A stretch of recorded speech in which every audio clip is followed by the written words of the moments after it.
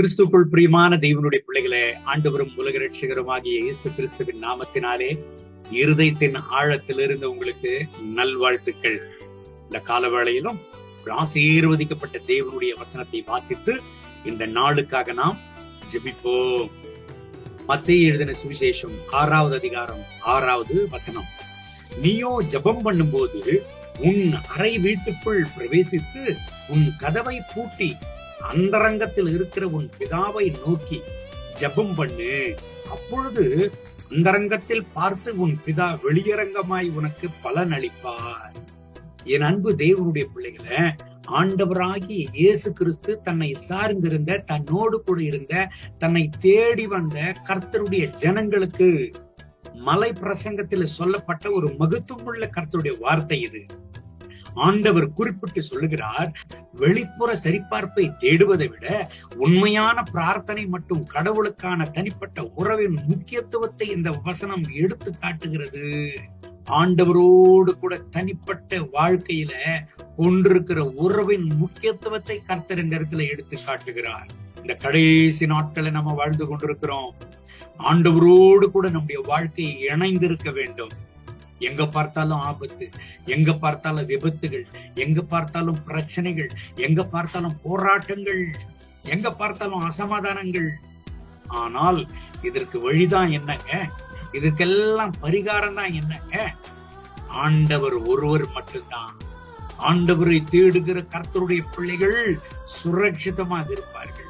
கர்த்தரை தேடுகிற கர்த்தருடைய பிள்ளைகள் கர்த்தரால காக்கப்படுவார்கள். ஆண்டவராகிய இயேசு கிறிஸ்துவை இந்த இடத்துல சொல்லுகிறார் பாருங்க, உன் அந்தரங்கத்துல கர்த்தரை நோக்கி நீ ஏறெடுக்கிற ஜெபங்களுக்கு ஆண்டவர் உனக்கு வெளியரங்கமாய் பதிலளிப்பார், பலனளிப்பார் என்று ஆண்டவர் சொல்லுகிறார். எனக்கு இருக்கிற அன்பு தெய்வனுடைய பிள்ளைகளை, இந்த வசனத்தை நீங்கள் கேட்டுக்கொண்டிருக்கிறீங்க. ஆண்டவரோடு கூட உங்களுக்கு தனிப்பட்ட தொடர்பு உண்டா? ஆண்டவரோடு கூட உங்களுக்கு தனிப்பட்ட வாழ்க்கையில உறவு உண்டா? ஜெபிக்கிறவர்கள் ஜெயம் பெறுவார்கள், ஜெபிக்கிறவர்கள் பிரகாசிப்பார்கள், ஜெபிக்கிறவர்கள் ஆண்டவருக்காக ஜீவனுள்ள சாட்சியாக நிற்பார்கள். இந்த கடைசி நாட்களில ஜெபம்தான் நமக்கு தேவை. ஆண்டவருடைய பிரசன்னம் மட்டும்தான் நமக்கு தேவை. உங்களுடைய சூழ்நிலைகளை, உங்களுடைய பிரச்சனைகளை, உங்களுடைய வியாகுலங்களை அடுத்தவர்களுக்கு வெளியரங்கமாய் நீங்கள் சொல்லுவீர்களே, ஆனால் உங்களை கேலி பரியாசம் பண்ணுவாங்க, உங்களை ஏசுவாங்க, பேசுவாங்க, இகழ்வாங்க. ஆனால் அந்த ரங்கத்திலிருந்து உன் ஆண்டவரை நோக்கி உன் அறையை பூட்டிக் கொண்டு நீ ஜெபிப்பாயானால் உன் கண்ணீருக்கு கணக்கு கொடுக்கிற தேவனவர், உன் கண்ணீருக்கு பதிலளிக்கிற தேவனவர் உன்னை புறந்தள்ளவே மாட்டார், உன்னை புறக்கணிக்க மாட்டார். உன் கண்ணீருக்கு பதில் கொடுக்கிற தேவனவர் உன்னை அவர் கைவிடவே மாட்டாரு. அது மாத்திரமல்ல, எங்க தனிப்பட்ட முறையில கர்த்தருக்கு முக்கியத்துவம் கொடுத்து நாம் ஜெபிக்க வேண்டும். இந்த நாட்களில ஜெப வாழ்க்கைக்கு எத்தனையோ தடைகள் இருக்கிறது. கையில் இருக்கிற மொபைல் தடையா இருக்கிறது, கூட இருக்கிறவர்கள் தடையா இருக்கிறார்கள், சுற்றிலும் இருக்கிற சூழ்நிலைகள் தடையாக இருக்கிறது.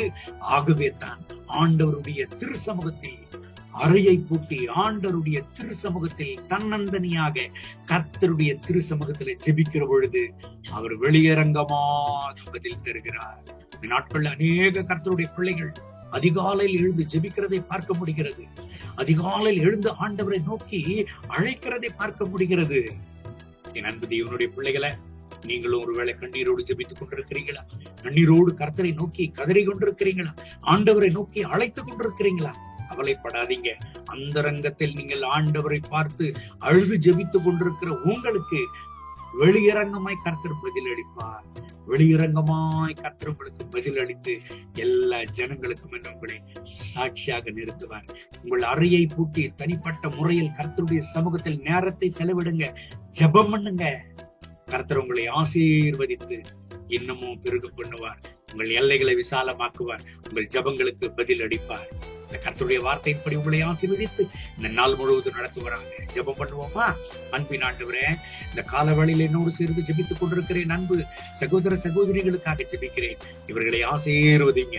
கர்த்தருடைய மனதுருக்கும் வெளிப்படட்டும், தெய்வ பிரசன்னம் சமாதானம் வெளிப்படட்டும். ஆண்டவரே, என்னென்ன குறிப்புகளுக்கெல்லாம் இவங்க ஜெபம் பண்ணி கொண்டிருக்கிறாங்களோ, என்னென்ன காரியங்களுக்கெல்லாம் உடைய சமூகத்துல ஆண்டவரே அழுது புலம்பி ஜெபித்துக் கொண்டிருக்கிறாங்களோ, அந்த ரங்கத்தில் அழுது நொறுங்குண்டவர்களாய் வேதனையோடு வியாகுலத்தோடு புலம்பிக் கொண்டு உடைய சமூகத்தில் ஜெபித்துக் கொண்டிருக்கிறார்களோ, வெளியரங்கமாய் இவர்களுக்கு பதிலை தாரும். இவர்கள் வியாதிகளை சுகமாக்கி, கண்ணீரை துடைத்து, ஆபத்துகளை மாற்றி, கஷ்டங்களை மாற்றி, கடன் பிரச்சனைகளை மாற்றி, மரண படுக்கையை மாற்றி, ஆண்டவரே இவர்களுக்கு நல்ல ஒரு விடுதலையை தந்து நீர் இவர்களை ஆசீர்வதித்து எல்லா ஜனங்களுக்கு முன்பதாக சாட்சியாக நிறுத்துவீராக. கர்த்தருடைய மகிமையின் காரணம் அளவில்லாமல் இவங்க மேல வெளிப்படட்டும். மகிமை, கனம், துதி உமக்கே. இயேசுவின் நாமத்தில் பிதாவே, ஆமென், ஆமென்.